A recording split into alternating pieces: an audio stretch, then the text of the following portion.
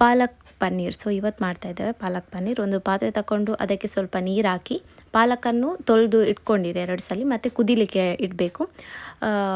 ಅದಾದಮೇಲೆ ಒಂದು 10-15 ನಿಮಿಷ ಚೆಂದ ಬೇಯಿಸಿ ಆದಮೇಲೆ ಅದನ್ನು ತಣ್ಣಗಾಗಲಿಕ್ಕೆ ಎತ್ತಿಡಿ.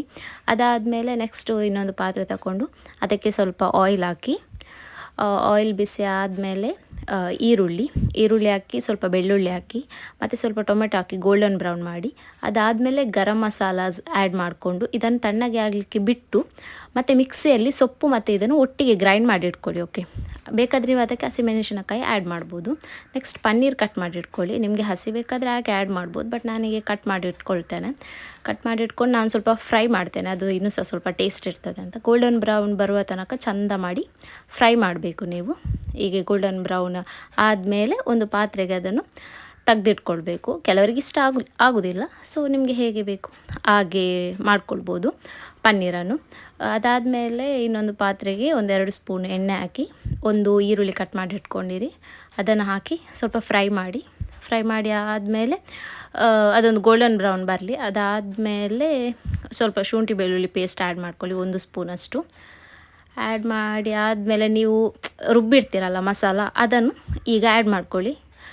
ಬೇಕಾದರೆ ನೀವು ಹಸಿಮೆಣಸಿನಕಾಯಿ ಈಗ ಸಹ ಆ್ಯಡ್ ಮಾಡ್ಬೋದು, ಇಲ್ಲಾಂದರೆ ಕಡಿಯುವಾಗ ಆ್ಯಡ್ ಮಾಡೋದಾದರೆ ಆವಾಗ ನಿಮ್ಮ ಖಾರಕ್ಕೆ ಅನುಗುಣವಾಗಿ ಸೇರಿಸ್ಕೊಂಡು ಒಳ್ಳೆ ಕುದಿ ಬರಲಿಕ್ಕೆ ಬಿಡಿ. ಅದಾದಮೇಲೆ ನಿಮಗೆ ರುಚಿಗೆ ಎಷ್ಟು ಬೇಕೋ ಅಷ್ಟು ಉಪ್ಪು ಹಾಕ್ಕೊಳ್ಳಿ.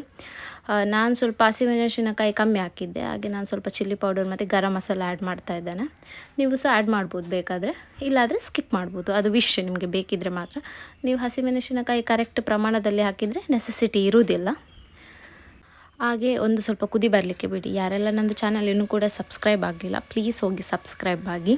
ಸೊ ನೋಡಿ, ಈ ಥರ ಕುದಿ ಬಂದಮೇಲೆ ನೀವು ಫ್ರೆಶ್ ಕ್ರೀಮ್ ಇಲ್ಲದಿದ್ದರೆ ತೆಂಗಿನಕಾಯಿ ಹಾಲನ್ನು ಆ್ಯಡ್ ಮಾಡ್ಬೋದು.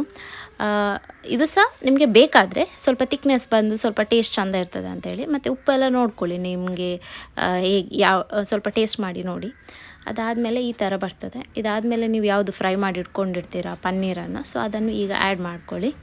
ಮತ್ತು ಒಂದು 2 ಮಿನಿಟ್ಸ್ ಕುದಿಸಿದರೆ ಸಾಕು, ಜಾಸ್ತಿ ಏನು ಕುದಿಸ್ಬೇಕಂತಿಲ್ಲ. ನಿಮಗೆ ಇದು ಚಪಾತಿ, ಪೂರಿ, ದೋಸೆಗೆಲ್ಲ ತುಂಬ ಒಳ್ಳೆ ಇರ್ತದೆ ಸೈಡ್ ಡಿಶ್ ಆಗಿ. ಸೊ ನಿಮಗೆಲ್ಲ ಇಷ್ಟ ಆಯಿತು ಅಂದ್ಕೊಳ್ತೇನೆ ಇದು ವಿಡಿಯೋ. ಇನ್ನೂ ನಾನು ಒಳ್ಳೊಳ್ಳೆ ಕುಕ್ಕಿಂಗ್ ವೀಡಿಯೋಸ್ ಹಾಕ್ತಾ ಇರ್ತೇನೆ. ಯಾರು ಇನ್ನೂ ನನ್ನ ಚಾನಲಿಗೆ ಸಬ್ಸ್ಕ್ರೈಬ್ ಆಗಿಲ್ಲ, ಪ್ಲೀಸ್ ಹೋಗಿ ಸಬ್ಸ್ಕ್ರೈಬ್ ಆಗಿ. Thank you.